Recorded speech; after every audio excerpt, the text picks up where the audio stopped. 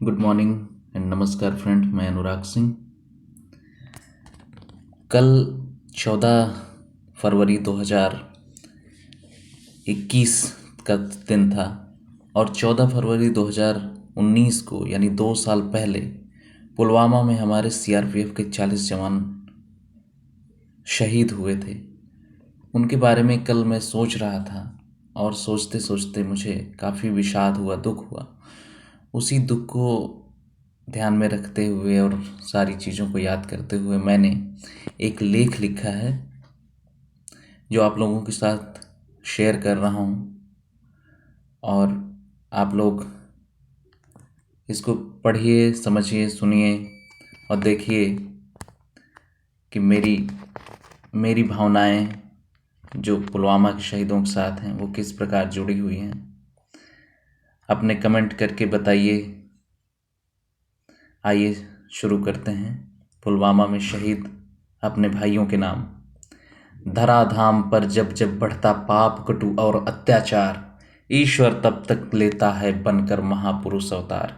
यानी जब जब भारत भूमि पर या धरती पर पाप और कटु और अत्याचार का राज होगा, तब तब ईश्वर कोई महापुरुष बन के अवतार लेता है। और वो महापुरुष कोई और नहीं बल्कि हमारे सेना के जवान हैं, कोई और नहीं बल्कि हमारे पुलिस के जवान हैं, कोई और नहीं आईटीबीपी, सीआईएसएफ और हर सैनिक है जो किसी भी रूप में वर्दी को धारण करता है और देश की रक्षा करता है।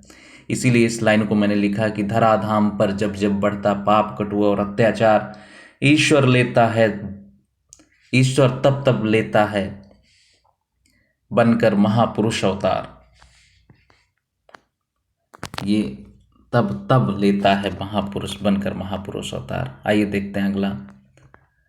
पुलवामा आतंकी घटना की ये दूसरी बरसी थी जो भारत एक काला दिवस के रूप में मना रहा है। इस पुलवामा हमले का जिम्मेदार जो संगठन है वो जैश ए मोहम्मद है, जिसका प्रमुख मसूद अजहर है। इसकी स्थापना 2000 ईस्वी में की गई थी पाकिस्तान में। पाकिस्तान का एक शहर बहावलपुर, वहाँ स्थापना की गई थी। ये जानकारियाँ देना आपको ज़रूरी था ताकि आपको मालूम पड़ सके कि ये आतंकी संगठन कहाँ से जुड़ा है। और आगे हम देखते हैं अपने लेख की शुरुआत कैसे करता हूँ मैं। सभ्यता की शुरुआत से ही सही नहीं, जहाँ जहाँ गलत होगा आप लोग उसको ध्यान दीजिएगा, हम टाइपिंग में स्प्रिंट है। सभ्यता की शुरुआत से ही समाज में दो प्रकार के मानव देखे गए हैं। पहले दैवीय शक्तियों को जीने वाले तथा दूसरे असुरी शक्तियों को जीने वाले। आज असुरी शक्तियों को जीने वाले व्यक्तियों में इन आतंकियों को गिना जा सकता है।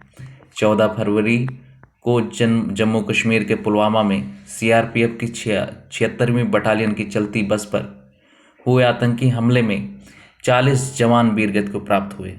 इस आतंकी घटना की जिम्मेदारी आतंकी संगठन जैश ए मोहम्मद, जिसका अर्थ होता है मोहम्मद की सेना, ने लिया था। घटना में चलती बस के सामने कार लाकर, जो कि विस्फोटक से भरी थी, फिदाइन तरीके से टकराई गई और भारत को दहलाने की साजिश की गई। यहाँ फिदाइन का मतलब है, एक शब्द होता है फिदा हो जाना, यानी कि पूरी तरह न्यौछावर हो जाना। आतंकी अपने आप को भी समाप्त कर लिया इस घटना में, उस कार को चलाते हुए।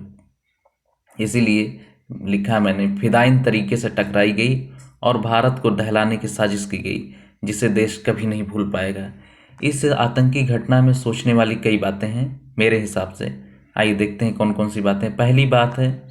पहली और सबसे महत्वपूर्ण बात यह है कि इस घटना में स्थानीय चरमपंथियों आतंकवादियों को सहयोग मिला, जिसकी मदद से इन्हें कार तथा विस्फोटक उपलब्ध कराया गया, जिससे इतनी बड़ी घटना को अंजाम दिया जा सका। दूसरी महत्वपूर्ण बात है, इतने बड़े स्तर पर विस्फोटक को जम्मू कश्मीर में लाया कहाँ से गया। इसमें जम्मू कश्मीर पुलिस और हमारी इंटेलिजेंस सर्विस से भी चूक हुई है, मानना पड़ेगा, क्योंकि उसे किसी प्रकार की कोई इनपुट प्राप्त नहीं हुई थी। तीसरी चीज की महत्वपूर्ण बात जो है वो है, इस घटना से पहले आतंकियों ने पाकिस्तान से भारत की सीमा में प्रवेश किया होगा, जिसको रोकने में हम नाकाम साबित हुए। परिणाम स्वरूप भारत के ताज पर इतनी बड़ी आतंकी घटना को अंजाम दिया जा सका।